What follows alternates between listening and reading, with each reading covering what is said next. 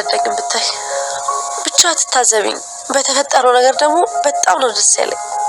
እኔ ምልሽ ፍሌኒ፣ ይሄ ነገር በሚፋቀሩ ሰዎች መሀል ሲሆን ደስ ይላል አይደል? እኔ እንጃ መሰለኝ። እኔ ያህል እንደምትዋደዱኝ ነገርሽ ነበርኩ። አንቺ ውሸታ፣ መቼ ነው እና አንቺ እንደዚህ ያደረግነው? ዳጊ ውሸቷን እኮ ነው። እኔ እንደዛ አላልኩም። ቤቱ ያለ ሰላም ይደብረኛል ብለሽኝ አይደል እንዴ በግድ ቤት የገባሽው? ስለምን ፍቅር ነው የምታወሪው? እኔ ካንቺ ጋር ዳጊ ትሰሚኛለሽ? አንቺ የኔ ታይፕ አይደለሽም። በቃ ተይኝ። እኔስ ቆይ መች ፈለግኩ? ደግሞ ምን ነበር ያልሽው? ዳግም ስለሚያዝንልሽ ነው የሚያወራሽ አላልሽኝም ነበር? ዳግም ቃል ያልጠበቀችው ነገር ገጠማት። አይቶ በኃይሉ ውሃ ውስጥ እየዘፈዘፈ ሚስጥር አውጥተሻል እያለ እያሰቃያት ይገኛል። ብሌንን ለማናደድ እያደረገችው ድርጊት ግን እራሷ ላይ ተመልሶ እሷ ጨጓራዋ እስከሚታመም ድረስ ተቃጥላለች። ብሌንን ከዳግም ጋር ጥሩ ጊዜ አሳለፍን እያለች ለማናደድ ሙከራ አድርጋ ነበረ። ነገር ግን ብሌን ጀግኒት ዳግምንና ቃልን አንድ ላይ ስታወራቸው ሁሉም ነገር ውሸት መሆኑን ተረድታለች። ሰላም ጤና ይስጥልኝ ውድና የተከበራችሁ ቤተሰቦቼ እንዴት አላችሁ? በያላችሁበት ሰላማችሁ ይብዛ።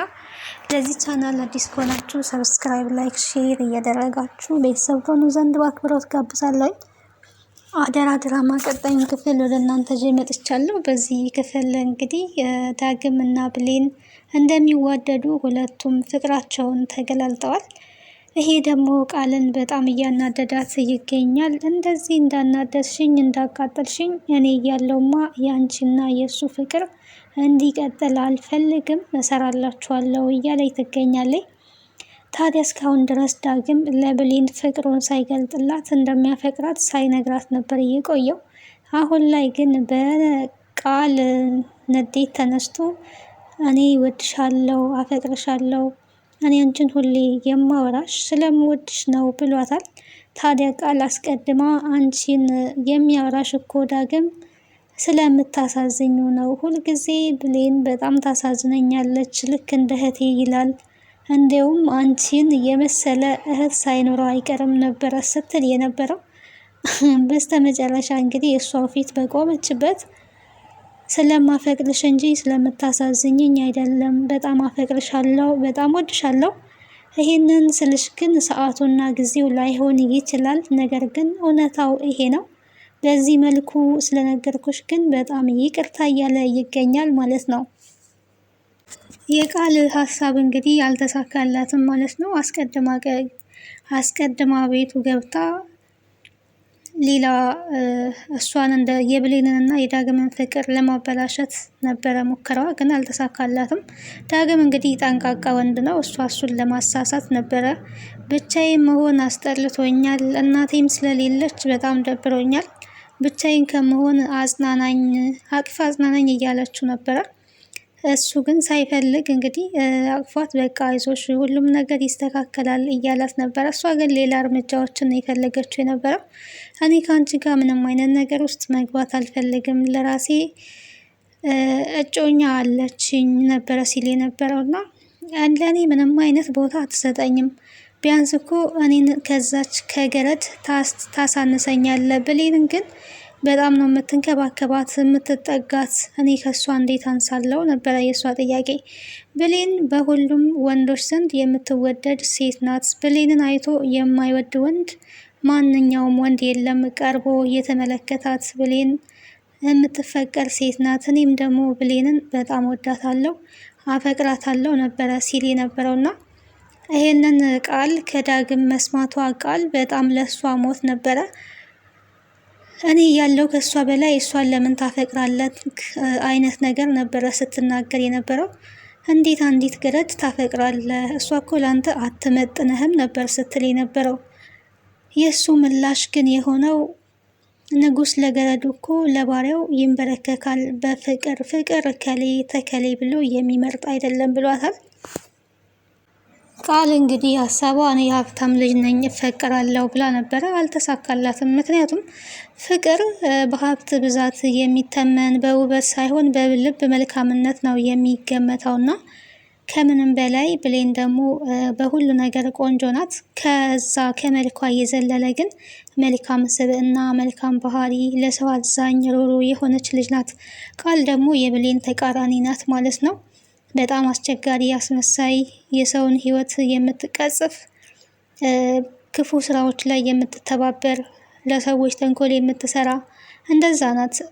ዳግም ደግሞ ብሌንን ጠንቅቆ የሚያውቃት ለሰዎች መልካም ስታደርግ፣ ሰዎችን ስትረዳ፣ የሰዎች ችግር ሁሉ የእሷ ችግር ሆና ነው የምትገኘው እና ከዚህ በፊት እንግዲህ እንደተመለከት ነው ዳግም ፍላሽ በሰረቀ ጊዜ ያኔ ዳግም ከሚወቀስ ብላ እኔ ነኝ ፍላሹን የሰረኩት ብላ ነው እንግዲህ ለሰው ደስታ ብላ የራሷን ደስታ የምታጣው።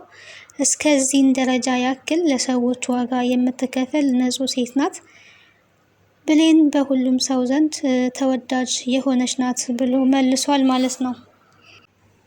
ታዲያ መጀመሪያ ላይ ቃል በተናገረችው ነገር ብሌን ቅር ተሰኝታ ነበረ። እንዴ ዳግም እንዴት እንደዚህ ያደርጋል?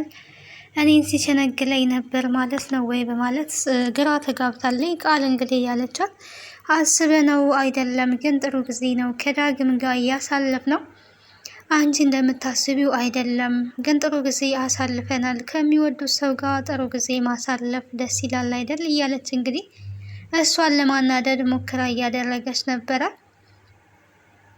ብሌን እንግዲህ ቃል ከዳግም ክፍል መውጣቷ በጣም አስገርሟታል፣ አስደንቋታል።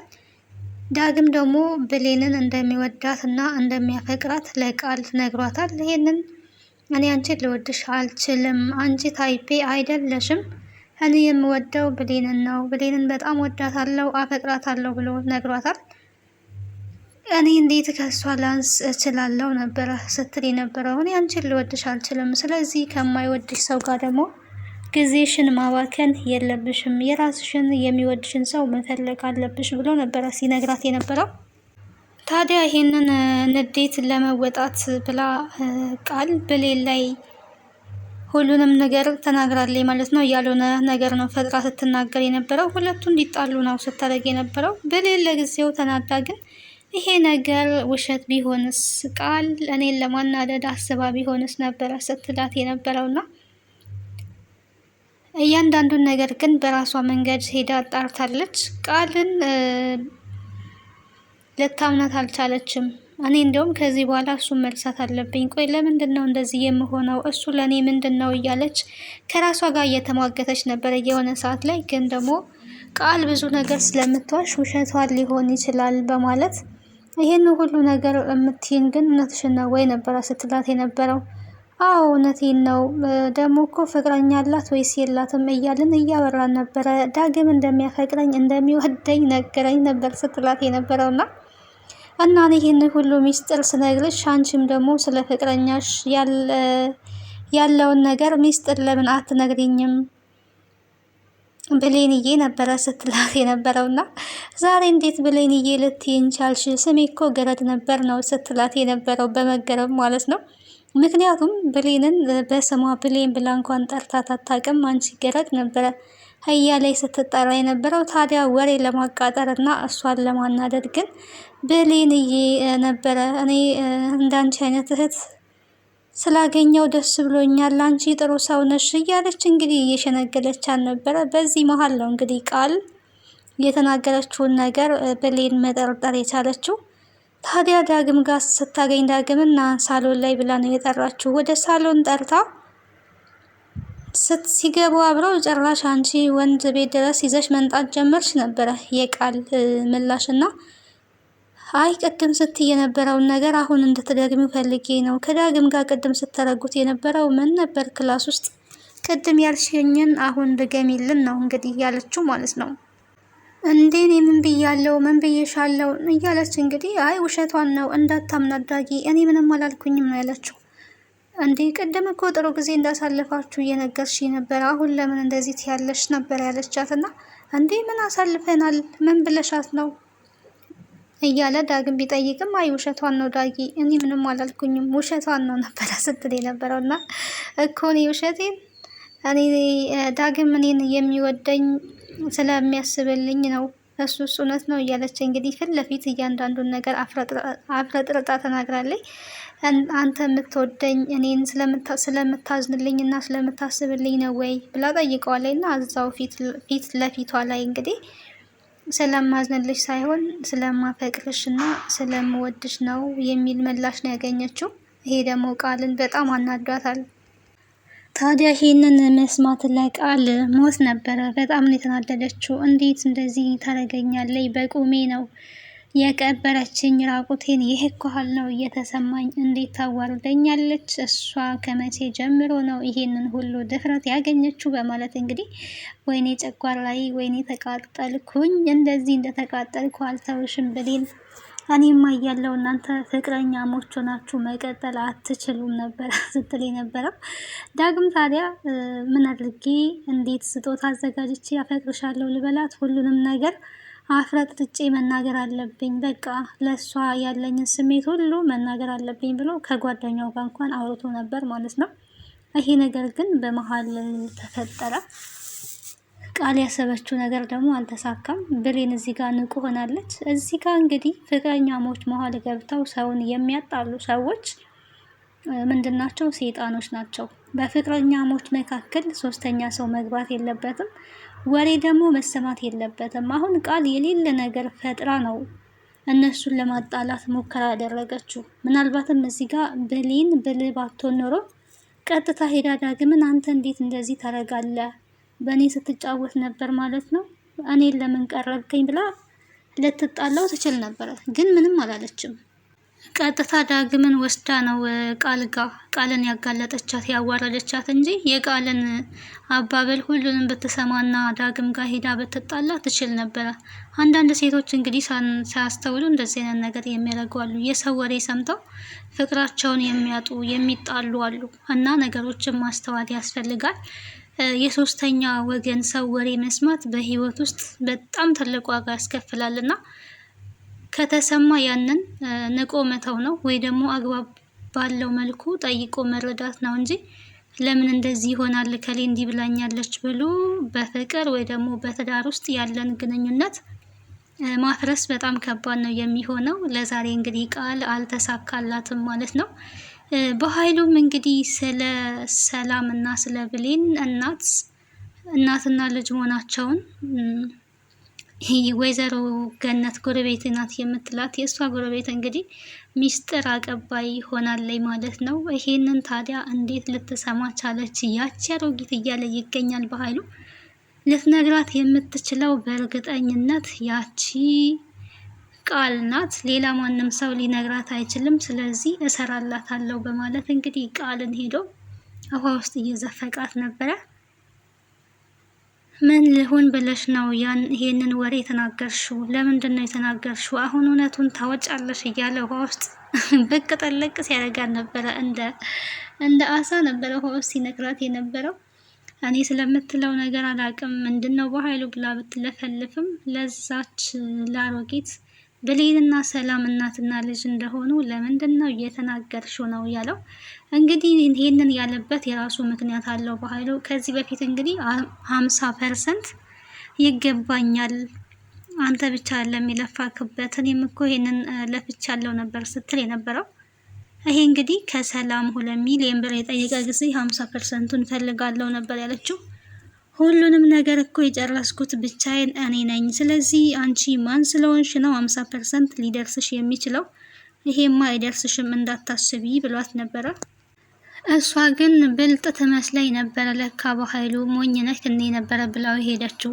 ታዲያ ቆይቶ ሲያስብ ይሄንን ሚስጥር እሷ ልታወጣ ትችላለች ብሎ ነው ያሰበው። ነገር ግን ይሄንን ሚስጥር እየተናገረው ሳሚ ነው ማለት ነው። በህይወቴ እንደተጫወትክብኝ ገና አጫወትብካለሁ ብሏል። ለወይዘሮ ገነት ደውሎ ሰላምና ብሌን እናትና ልጅ እንደሆኑ የተናገረው ሳሚ እንጂ ቃል አይደለችም። ቃል ስለዚህ ነገር ያው የምታውቀው ነገር የለም።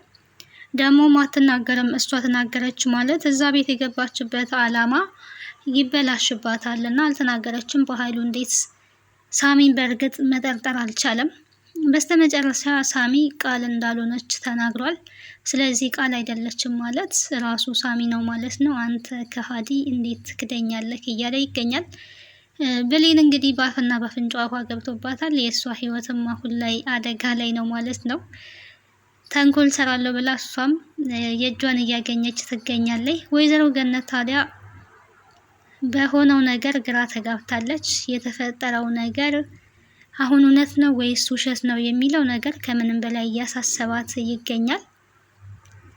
ጎረቤቷ ደግሞ ወይዘሮ ፀሐይ እንግዲህ ይሄ ነገር ሊነቃብሽ አይገባም፣ ማን እንደደወለ ጭምር ማረጋገጥ አለብሽ፣ ዝም ማለት የለብሽም፣ ወደ እሷ ስልክ የደወለውንም ማረጋግጪ ባላት መሰረት ያ ነገር እንዴት ሆነ፣ ስለ ብሌን ምን አዲስ ነገር አለ እያለች እንግዲህ ወሬ ለመለቃቀም ሄዳለች። የእውነት እንደዚህ አይነት ጎረቤቶች ወዳጅ መስለው ጠላቶች ሚስጥራችሁን አውጥተው የሚሰጡ ጎረቤቶች ጓደኞች አሉና ከምንም በላይ እንግዲህ ወይዘሮ ገነት በጣም የዋህ ናት። እችኛዋ ደግሞ ወሬ እየለቃቀመች ለባህሉ እያቀበለች ትገኛለች። ገነት አሁንም ምንም አልገባትም። ምን አዲስ ነገር ይኖራል ብለሽ ነው? ምንም አዲስ ነገር የለም፣ ብቻ ግራ ገብቶኛል ነው ስትል የነበረው። ግን የደወለው ማን ነው ብላም ጠይቃለች። ያው በኃይሉ አጣሪ ስላላት የደወለው እንኳን ማን እንደሆነ አላወቅኩኝም፣ ብቻ ግራ ገብቶኛል። እናቷም ልትሆን ትችላለች። የሰላም ታሪክና የብሌን እናት ታሪክ እየተመሳሰለ ነው። አረብ ሀገር ብዙ አመታትን ቆይታ ነው የመጣችው። ምናልባትም እኮ ልትሆን ትችላለች እያለች ነው ገነት። እችኛዋ ደግሞ አይ ልትሆን አትችልም፣ በባለፈው እንዳጭበረበሯችሁ አሁንም ሊያጭበረብሯችሁ ነው ሊሆን የሚችለው እንጂ በጭራሽማ እናቷ ልትሆን አትችልም። የብዙ ኢትዮጵያን ታሪክ የተመሳሰለ ነው፣ ስለዚህ አይደለችም ብላ እየተከራከረች ትገኛለች። እሷ እንግዲህ በኃይሉን ሰፖርት እያደረገች ነው ያለችው ማለት ነው። ቀጣይ ምን ሊሆን ይችላል የሚለውን አብረን የምናይ ይሆናል። የብሌንና የዳግም ፍቅር ስለቀጠለ ያው በጣም ደስ ብሎኛል። በቀጣይ ደግሞ ቀጣዩን ክፍል ወደ እናንተ ይዤላችሁ እመጣለሁ። እስከዛው ቸር ሰንብቱ። ሰላም፣ ፍቅር፣ አንድነትን ያድለን። ቤተሰብ ያልሆናችሁ ቤተሰብ ሁኑ፣ አበረታቱኝ። ሀሳብና አስተያየታችሁን በኮሜንት አስቀምጡ።